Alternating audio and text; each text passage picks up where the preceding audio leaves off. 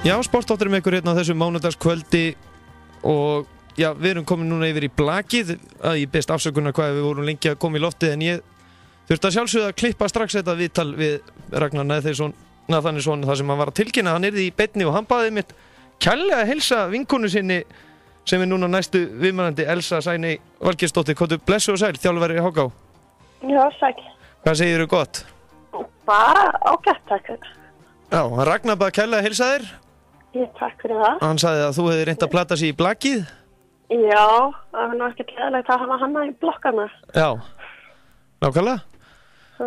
Það er hann hefur allan að stærðin í það. Já. Já.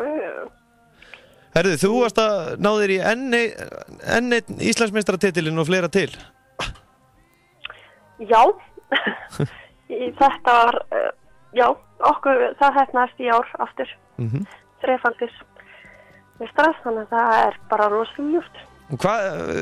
Hvernig stendur á því að þú nærði þessum árangri af þessum köllum? Ertu svona mikið naga á þeim? Eru skítrættir við þið eða? Nei, ég var það nú. Þetta er bara rosalega flottir og efnilega ungi strákar sem er með HK og frábær fyrirliði sem er fyrirmynd allra, þannig að þetta er bara heildin. Það er bara metnaðarfullir strákar hana í HK sem vilja virkilega vera góðir og vera bestir og vilja ná langt.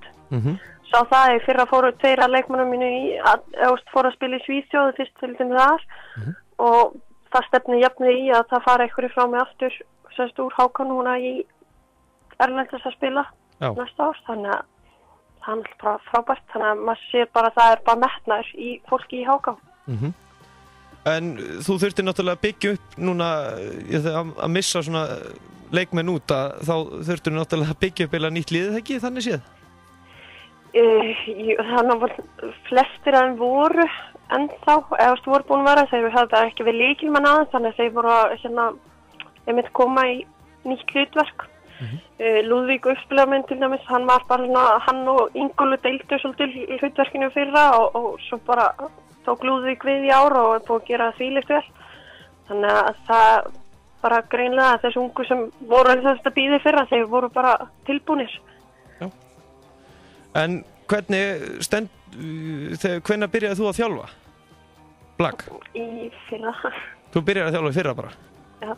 Og þú nær þessum árangur strax, hvernig, er einhver sérstök þjálfunarfræði að baka þetta eða?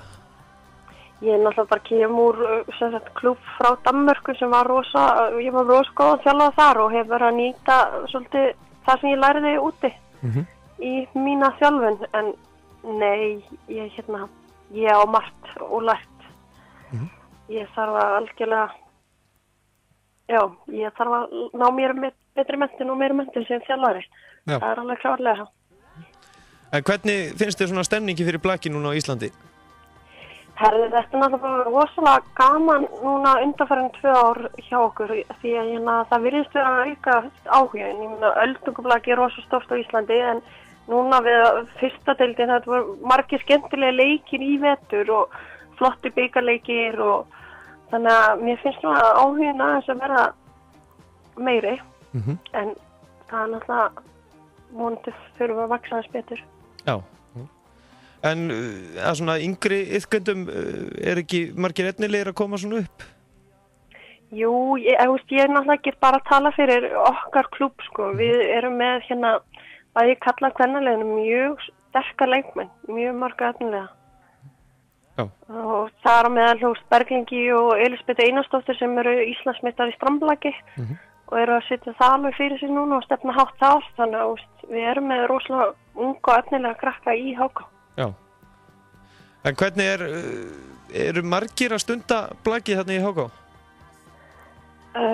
Hvað var það? Ég man ekki hvað er í yngri flokkunum. Það er allan eitthvað yfir 100, skilst mér, og svo er náttúrulega meistaraflokk karla og kvenna og svo er náttúrulega fjölmarg öldungarlið. Já. Þannig að það er alveg nóg í boði? Já, ég meina það er blakan all kvöldhaldi í vikunar, alveg frá 6-10, þannig að það er alveg fullt að vera. En við Íslendingar, við erum alltaf að eignast fleiri og fleiri blakmenn sem eru að fara út. Já, það er alveg frábært. Það hefur verið sem betur fyrir margir okkar leikmenn að sækja út núna og það er rosa jákvætt fyrir landslið okkar að fá fleiri menn sem leita út. Þannig að við fáum sterkari landslið. Já. Okkurlega. Þannig að ég er bara rosa spennt fyrir því og ánægð með það. Já. En þú stundaðir blak sjálf og stundar ennþá eða ekki? Ég tók mig frí þetta tímabil eftir síðasta var svona frekar erfitt á margan hátt en ég ákvað bara að þetta var ekki alveg að gera sig. Já. Þannig ég er bara eitthvað að leika mér en ákvað að taka mig frí frá keppni. Já, okkurlega. En hvernig er svona munurinn til dæmis í Danmörku, þar er þetta rosalega vinsælt blakið? Þannig að kannski líka áundur höggja að sækja þar en það eru alltaf fleiri ískandi og fleiri lið þar. En Danirnir, þeir virðast margir hverju vera með góðan grunn í blaki yfirleitt? Já, mjög flotta grunn og það er náttúrulega rosalega flott starf þar sem þeir eru búin að vinna vel að. Þannig að ég meina, Danir stóðu svo ótrúlega vel á Evrópumótinu núna í ár. Þannig að þetta bara, þeir eru rosa flottir. Sterk deildin þar. Hvernig er svona með framhaldi hjá þér, ertu að fara að þjálfa eitthvað meira en kallana? Ég bara veit ekki, eins og ég segi, samningum minn er nót núna bara 1. maí og við tekur landslið aðstöðuþjálfari þar og svo bara kemur allt í ljós. Ég er eiginlega auðvitað langar manni að halda áfram en ég bara veit ekki hvað ég ger eftir sumarinn. Það er bara þannig. Það er náttúrulega mikil tími sem fer í þetta? Já, þetta er alveg, þetta tekur svolítið, þetta tekur góðan tíma. Þannig að það er svona, maður þarf aðeins að gefa sér tíma til að hugsa þess að mér langar líka nálangt í vinnu minni þannig að þetta, ég þarf aðeins að velja. Já. Fyrir þá sem vita ekki, hvað gerirðu fyrir utan það að þjálfa blakið? Ég er sjúkraþjálfari. Já. Þannig að ég rosa ánægð með þar vinnu líka, en yfirmaður minn þar er mjög frábær og gefur mér alveg gott frí til að sinna þess líka, þannig að þetta er alveg búið að ganga, en þetta er alltaf toga í mann að maður þurfa að sinna því betur. Ertu þá ekki bæði sjúkraþjálfari og þjálfari HK-liðsins? Ég er kannski ekki alveg sjúkraþjálfari en ég nýti mér náttúrulega þá vitneskjur og svo og það er náttúrulega það sem gerir þetta líka svo spennandi að starfa sem þjálfari í blakinu því ég hef náttúrulega minn grunn sem sjúkraþjálfari og þetta fer rosa vel saman þannig að þetta er ekkert leiðilegt. En þá kvennamegin, þá var Afturelding Íslandsmeistari? Já. Og hvernig finnst þér svona uppbygging búin að vera þar? Ég ætla bara ekkert að tjá mig Afturelding lið og hvað mér finnst. Nei. Þar. Já. Það er náttúrulega, en svona áttu vona að verði fjölga mikið að liðum hérna á Íslandi? Í fyrstu deild? Já. Nei. Í miður. Þá held ég ekki. Nei. Ég held við eigum svolítið nátt í það.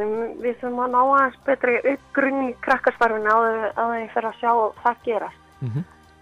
En það vonandi innan 5 ára, en allan að næstu kannski 2-3 árin er ég ekki alveg að sjá það gerast. Nei.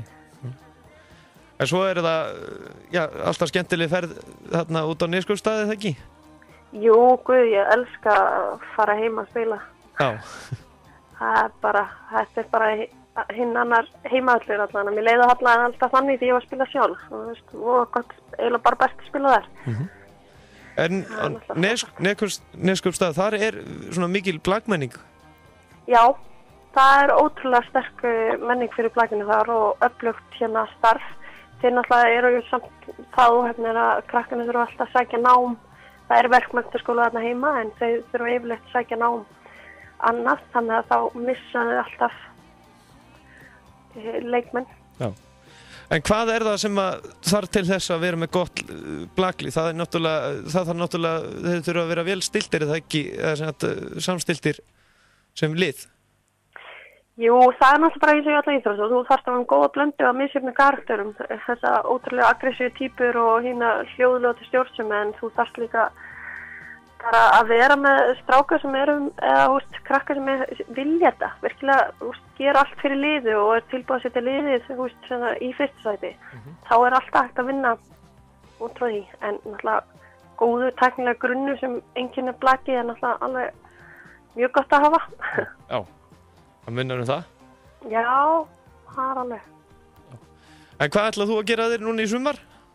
Herði, ég bara að fara að öldum núna helgina. Ég komið aldrei það, þannig ég ætla að skella mig þangað. Og svo bara brúðkaup hjá bráðum mínum og ég ætla til Danmörku eitthvað. Þannig að það verður bara hvað komið ljós. Já. Bara að njóta lífsins? Já, ég ætla að reyna það. Og svo náttúrulega landsliðið í sumar, júní, rosalega spennt fyrir því. Já, hvaða verkefni... Verða heldeina heima. Já, fyrir þá sem ekki vita, hvaða verkefni landsliðið að fara í núna? Við erum það keppniðin heima, eitt mót þar sem við mætum Luxemborg og Skotlandi. Og þetta verður í byrjun júní. Já. Og þetta eiginlega náttúrulega frábært tækifæri fyrir að halda þetta til að líka undirbúa okkur fyrir smáþjóðleikana á næsta ári sem verða haldið heima líka. Já. Þannig að, og þið með eitthvað sérstakt markmið í huga? Markmiðin eiginlega sett á smáþjóðleikana. Já. Og ég kannski get ekki alveg tjáð með það sem ég ekki aðþjálfan þar og það ekki bara þetta. En hins vegar tölum að þetta mót núna í sumar, þetta alveg að þetta sé undirbúningur fyrir smáþjóðleikana. Já. Það að byggja upp ungt og nýtt lík þar. Við svolítið útskiptingu þar að yngri leikmenn að taka við. Já. Elsa Sæni Valgeirsdóttir, þakkaði kærlega fyrir að gefa okkur tíma og þakkaði fyrir að halda þér vakandi fyrir okkur. Takk, ekki máli. Og hafa það gott. Takk sem leið. Til hamingju enn og aftur með frábæran árangur. Takk fyrir það. Þessu. Bye. Já, það voru HK sem voru Íslandsmeistarar í blaki kalla 3. árið í röð eftir sigur á Stjörnunni í 5. leik liðana 3-0 og svo var það Afturvík sem var Íslandsmeistari kvennamegin eftir sigur á Þrótti Nes í 5. leik liðana. Þannig að blakleiktímabilið er búið og það landsliðsverkefni sem taka núna við, en við ætlum að fara yfir í fimmleikana núna. Það formaður fimmleikasamband Íslands, Þorgerður Diðriksdóttir, sem ætlar á línunni hérna, en Íslandsmóti í hópfimmleikum fór fram helgina og svo var líka Mílanó meistaramótið. Þannig að hún ætlar að fræða okkur aðeins það. Það ekki langt.